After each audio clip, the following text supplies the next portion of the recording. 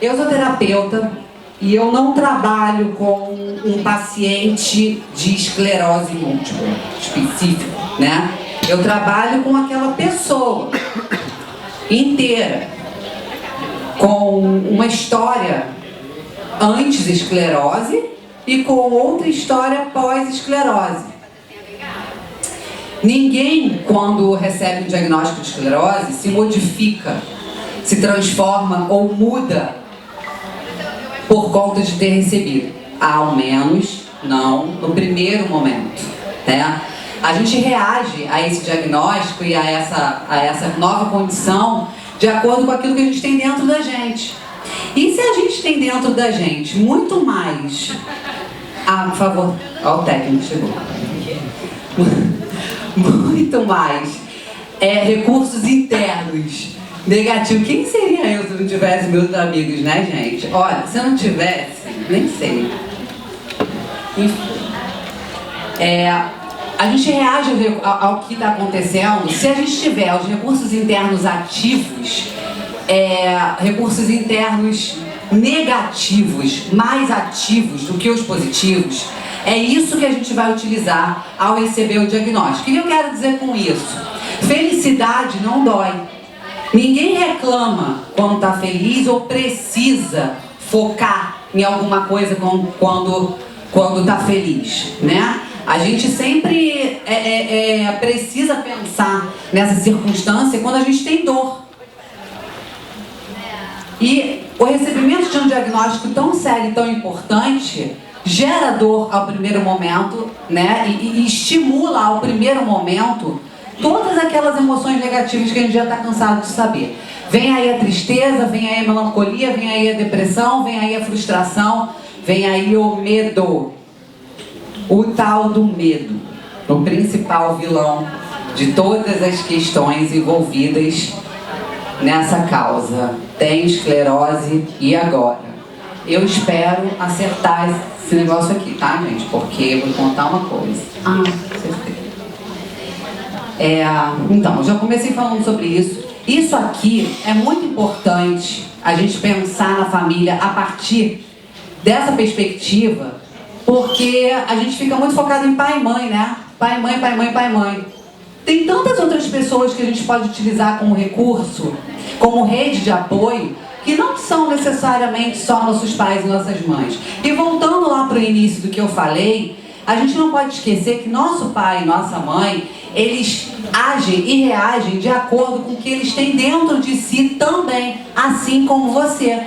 Criar essa expectativa de que as pessoas mais próximas vão nos dar apoio após esse diagnóstico é mais uma tentativa frustrada de que isso não aconteça, porque pode ser que não aconteça. Se os nossos pais têm dentro de si mais recursos internos negativos do que recursos internos positivos, vai ser essa condução que eles irão dar. Isso significa o quê? A partir dali formou-se uma relação de codependência. Talvez eles precisem mais da atenção do paciente do que o paciente da atenção deles. Vocês já podem ter visto isso como uma forma muito comum de acontecer. São várias as maneiras que essas pessoas têm de reagirem a essa condição nova, né? Uma delas pode ser a rejeição, outra pode ser a total aceitação, outra pode ser a total inclusão, outra pode ser a total exclusão. Não importa, né?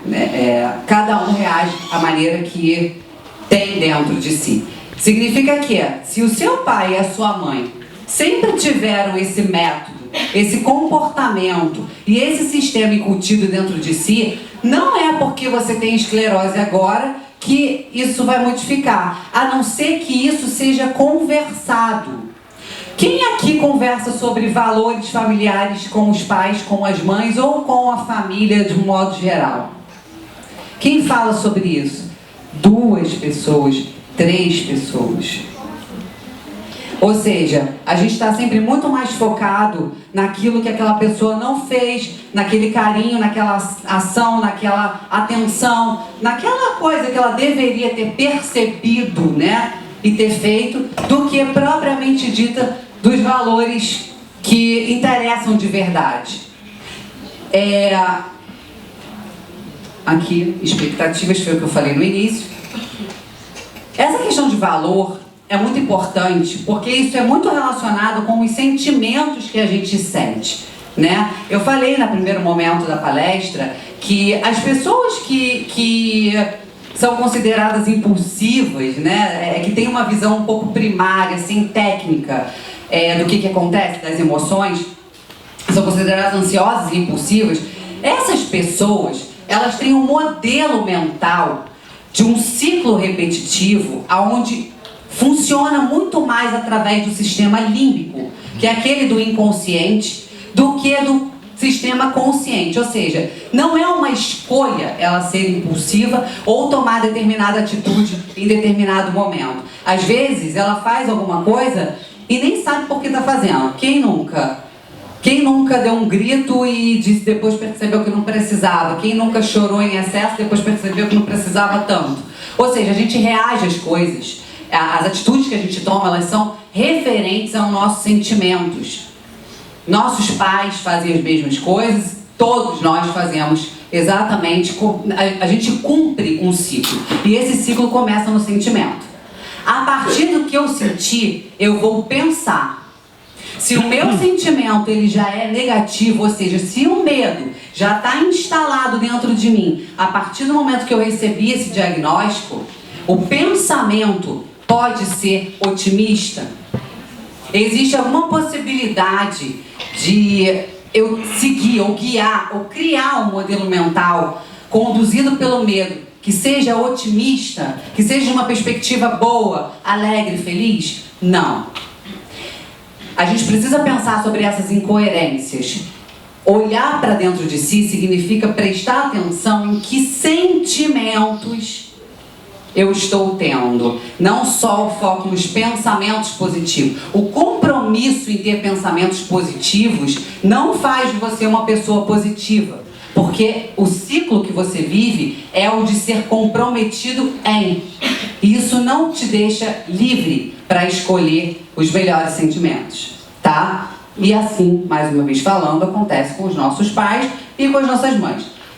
As emoções negativas, que foi aquilo que eu falei bem no início, é uma escolha. Se eu tenho construído dentro de mim um modelo mental, um padrão comportamental do sistema familiar negativo, pessimista, voltado para o medo, para a escassez, para o problema, impossível que eu utilize isso como recurso após o recebimento do diagnóstico da esclerose. É preciso que vocês entendam que os nossos familiares também sofrem com essa questão. E numa relação de codependência, todo mundo fica doente.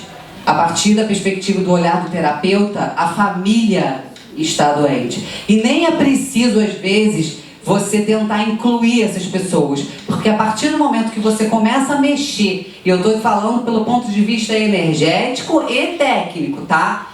A partir do momento que você começa a mexer nisso, as outras pessoas se interessam e vêm. Eu vou dar um exemplo de uma situação que aconteceu comigo, que agora foi... Enfim, vem vindo, mas começou na semana passada. Eu recebi uma paciente nova, que é a Naina, que está bem ali. E através da Naina, hoje eu atendo a mãe da Naina, a irmã mais velha da Naina, a irmã do meio da Naina. Ou seja, a família quase que inteira, só falta o pai da Naina. Entendeu? Enfim, o que significa isso? Isso significa que todas as pessoas... elas estão interessadas e engajadas em melhorar um ciclo construído, comportamental, durante toda a vida, independentemente do diagnóstico da Naina ser esse ou não. A Naina não virou o ponto-chave da questão e tudo vai virar em torno dela. Não. Significa que todas as pessoas que estão em volta da Naina decidiram resolver as próprias questões para que tudo fique muito mais leve para todo mundo.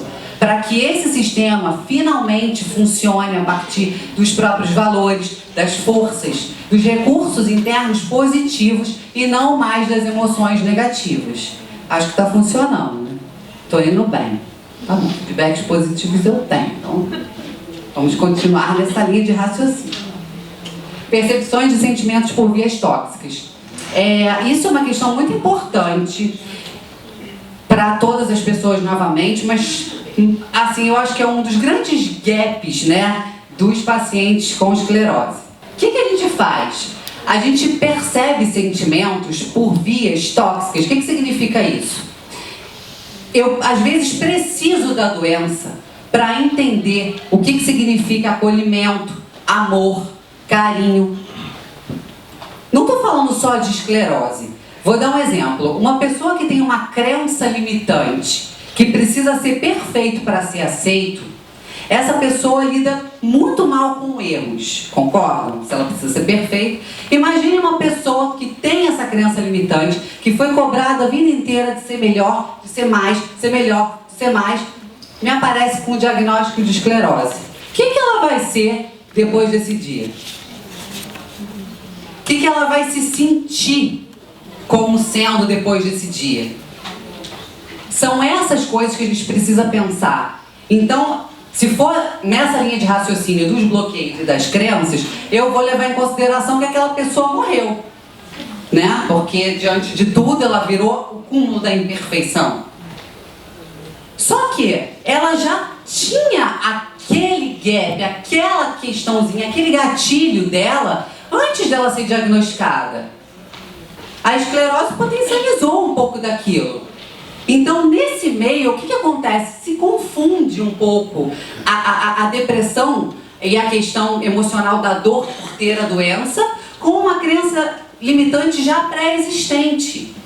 Nessa hora é que acontece os problemas maiores familiares, quando a gente não consegue mais viver a partir dos nossos bloqueios, que são as expectativas geradas da nossa família em cima de nós, que são as expectativas geradas de cobrança entre nós. Nesse momento, quais são os gatilhos ligados? Rejeição e abandono. A partir daí, você assume um compromisso de que você nunca mais quer voltar nesses sentimentos. Isso aqui são as raízes. Isso aqui dói. É isso que te deixa mal quando você não recebe o apoio e o seu pai ou a sua mãe não dá a expectativa que você gerou, né? Não te coloca nessa condição. Aqui está o maior problema. E isso significa que nada tem a ver com esclerose. Qual é a ideia? Qual é a mensagem? Gente, é muito legal ter esclerose? Não.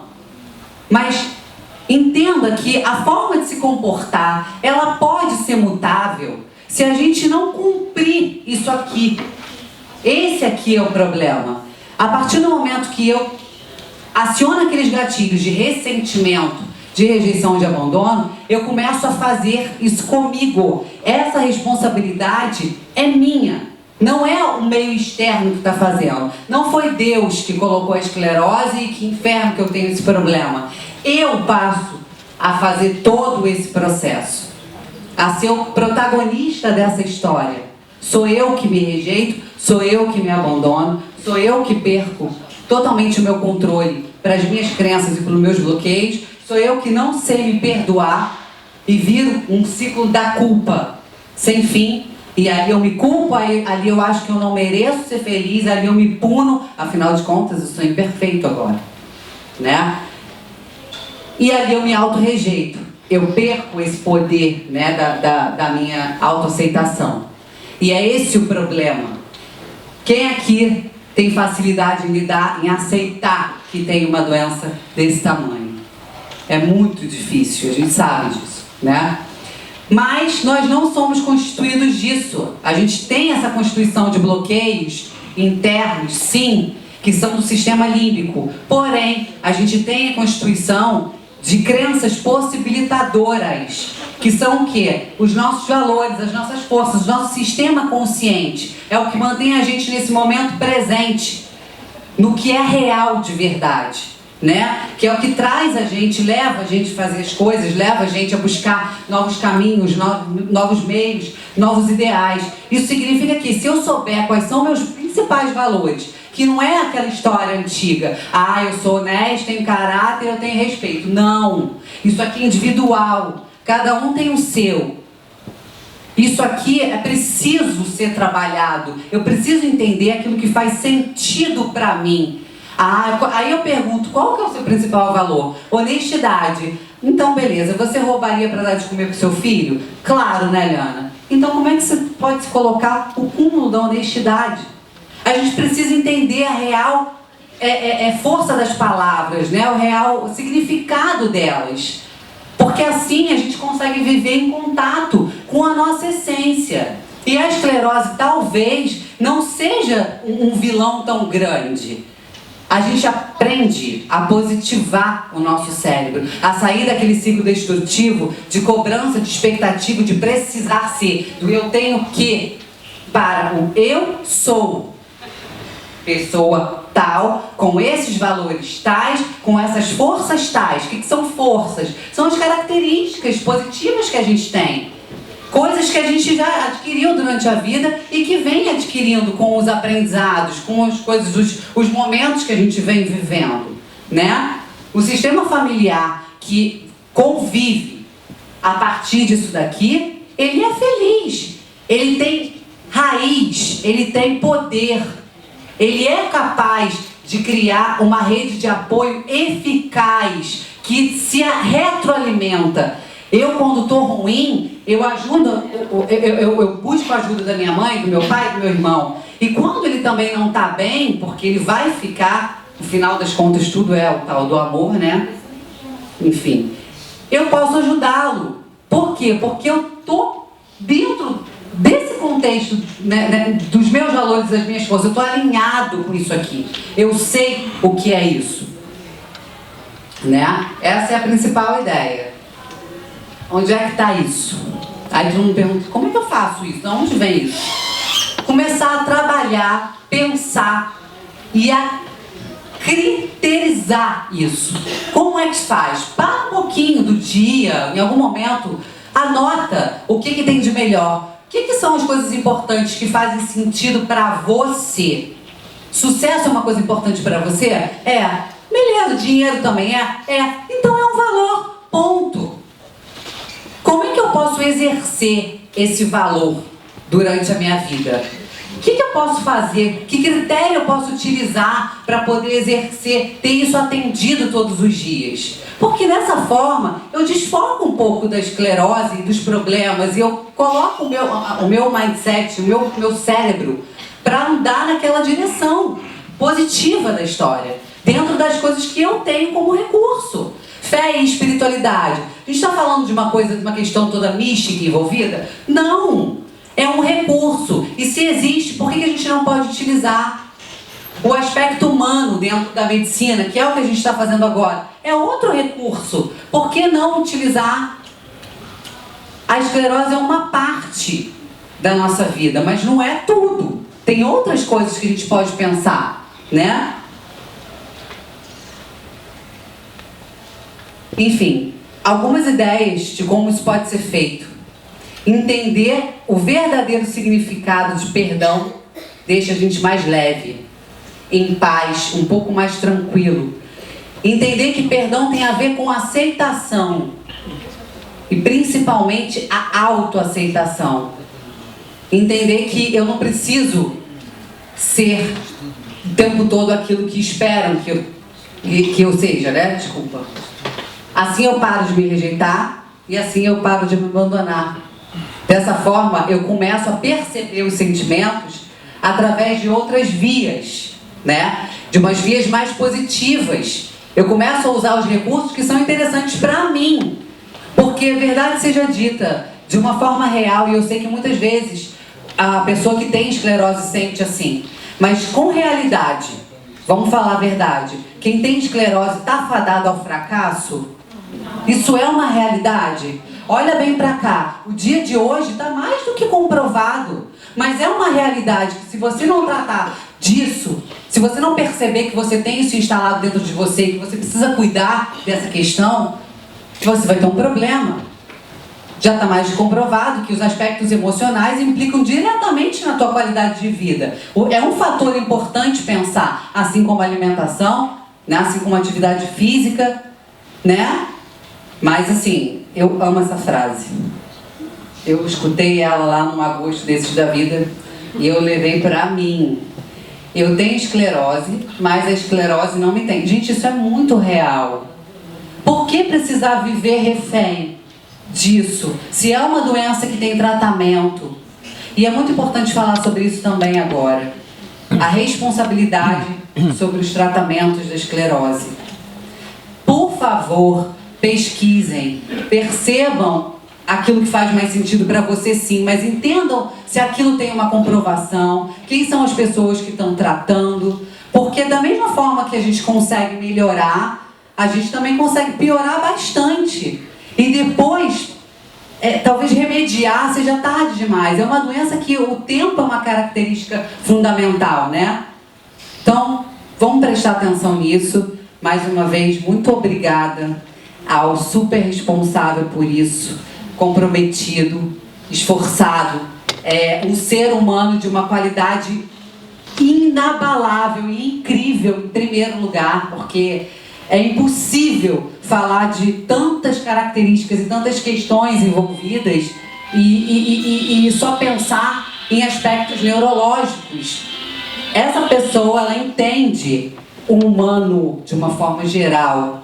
Ela entende um sentimento de uma forma geral daquela pessoa. Então, parabéns, Dr. Marcos, a doutora Regina, não sei cadê, mas vou estender para ela também. Isso. Obrigada mais uma vez pela oportunidade de te conhecer a doutora Regina. O seu trabalho já valeu muito a pena. Eu acho que você é um modelo para mim que eu vou levar independente de onde eu estiver. Obrigada.